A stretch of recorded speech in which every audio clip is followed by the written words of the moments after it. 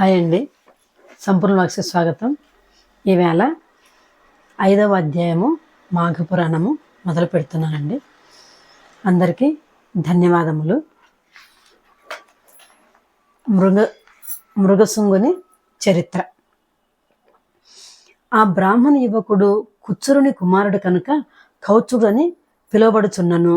అతనిని మృగశృంగుడను పేరుతో పిలుచుచుండ్రి.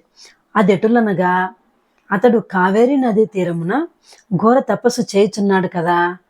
అప్పుడు అతను శిలవలై నిలబడి దీక్షతో తపస్సు చేసుకున్న సమయములో ఆ ప్రాంతమందు తిరుగాడు మృగములు జంతువులు తమ యొక్క శృంగములచే అతనిని గీకెడివి.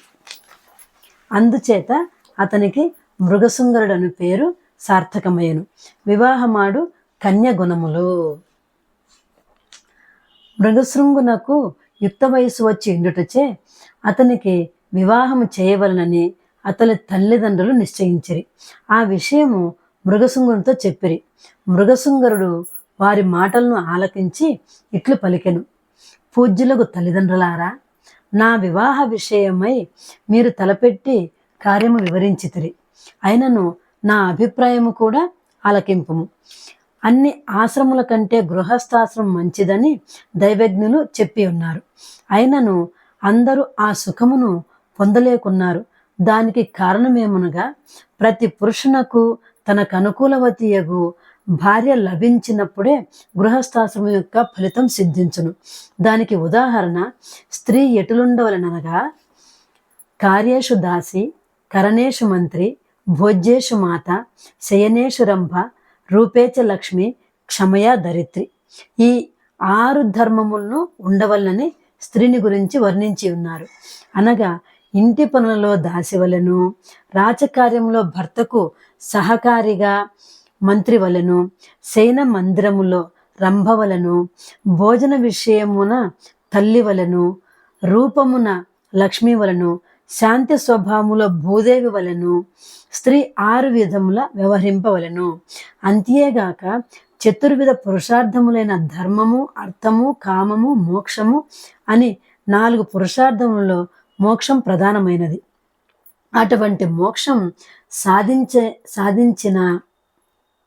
సాధింపనించిన మిగతా మూడును అనవసరం. ధర్మాన్ని, అర్థాన్ని మనుడు ఏ విధంగా సాధించినో కామమును కూడా అట్లే సాధించవలేను. ప్రతి మానవుడు వివాహం చేసుకునే ముందు కన్య యొక్క గుణగణములను తెలుసుకొనవలను. జీవిత సుఖములలో భార్య ప్రధానమైనది కనుక గుణవంతురాలకు భార్యను పొందుట కన్నా మరొక స్వర్గం లేదు. గుణవతియగు పత్నితో కాపురం చేసిన ఆ సంసారం స్వర్గతుల్యముగా నుండుటయేగాక అట్టి మనుజుడు ధర్మ, అర్థ, కామ, మోక్షములను అవలీలగా సాధించగలడు.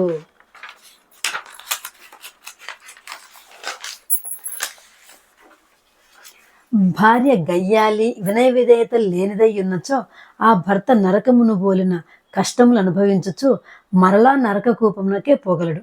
కనుక పెళ్లి చేసుకున్నట్టుకు ముందు స్త్రీని అనేక విధములుగా పరిశీలించి వివాహం ఆడవలను.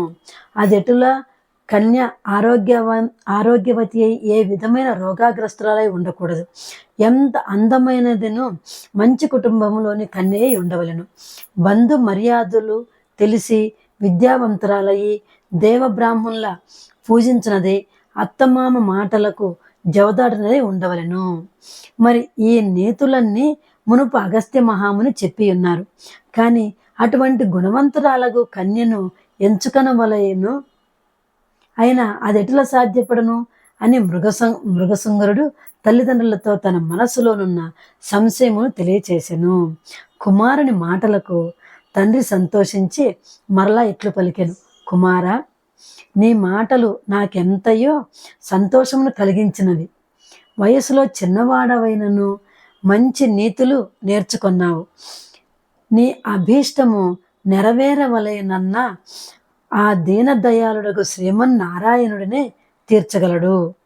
భగవంతునిపై భారము వేయము అని పలికెను. ఈ విధంగా మృగశృంగురుడు తల్లిదండ్రులకు తన వివాహం గురించి భార్య ఎలా ఉండాలి అనేటువంటి విషయాన్ని ఇందులో బోధించాడండి. ఇది 5వ అధ్యాయము పూర్తి అయిపోయింది. రేపు మరలా 6వ అధ్యాయంతో మీ ముందుకు వస్తానండి. అంతవరకు సెలవు.